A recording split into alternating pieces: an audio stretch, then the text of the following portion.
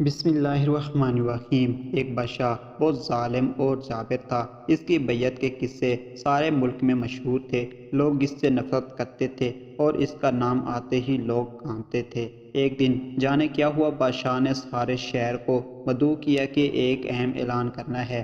جب سب لوگ جمع ہو گئے تو بادشاہ نے اعلان کیا کہ میں آپ کا شہنشاہ آج آپ ساری رعایا کی موجودگی میں وعدہ کرتا ہوں کہ آج کے بعد کبھی کسی کے ساتھ ناانصافی اور سختی نہیں کروں گا، اور میرا وتیرہ صرف شفقت اور نرمی ہوگی، اور تاریخی پنوں میں میرا نام سب سے نرم دل بادشاہوں میں شمار کیا جائے گا۔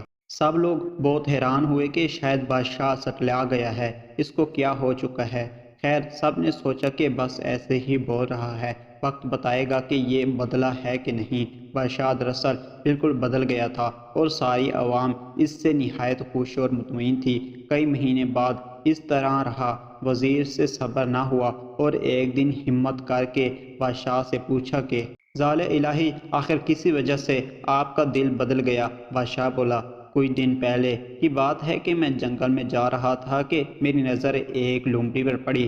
وہ بیچاری بھاگ رہی تھی اور اس کے پیچھے ایک بڑا سا کتا لگا ہوا تھا۔ لومڑی کو اپنا بل نظر آ گیا اور وہ اس میں چھلانگ لگا رہی تھی کہ کتے نے اس کی ٹانگ پکڑ لی اور زور سے اس پر چک مارا۔ لومڑی نے پوری جان لگائی اور اپنی معذور ٹانگ گھسیٹ کر بل میں گھس گئی۔ اس کتے نے بیچاری لومڑی کو معذور کر دیا۔ کچھ دیر بعد میں گاؤں میں پہنچا تو دیکھا وہیں خونخوار کتا ایک آدمی پر بھونکے جا رہا تھا۔ اس آدمی کو غصہ آیا اور اس نے کھینچ کر ایک بھاری سا پتھر بیچارے کو دے ماری۔ کتا خود بھی اسی ٹانگ سے معذور ہو گیا۔ میں بھی سوچ ہی رہا تھا کہ اوپر والے کی لاٹھی بے آواز ہے کہ اسی آدمی کو ایک گھوڑے نے دولتی ماری اور اس کی بھی ایک ٹانگ فارغ ہو گئی۔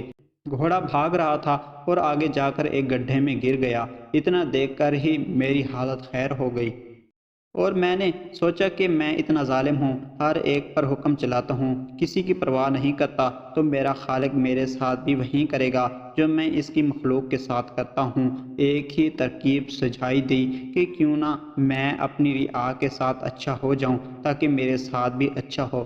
بس اتنی سی بات تھی۔ وزیر ایک عیار اور مکار آدمی تھا۔ بادشاہ کی کہانی سن کر بھی اس کا دل نہ پسیجا۔